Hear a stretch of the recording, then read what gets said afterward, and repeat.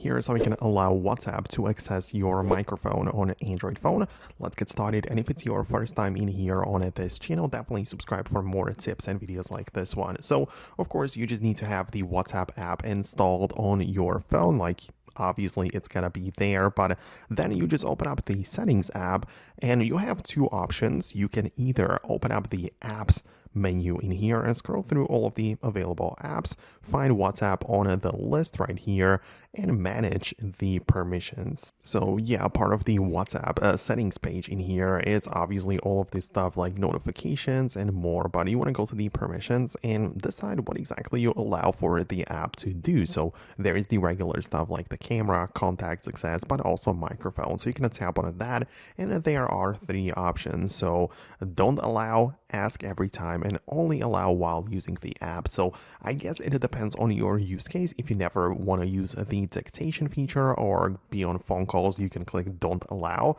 If you only use it sparingly, for example, for sending voice messages, then you might enable the ask every time. But if you just make phone calls a lot or you just always want to have it accessible, then I would go with the option which will allow it all the time while using it. So yeah, these are the options we have. I hope I was able to explain it to you. Hit the thumbs up on this video to let me know that you liked it. Subscribe for more, and if there are any thoughts, just leave them below in the comments. It's possible I'll make more videos just about that. But for now, that's it, and I'll catch you later.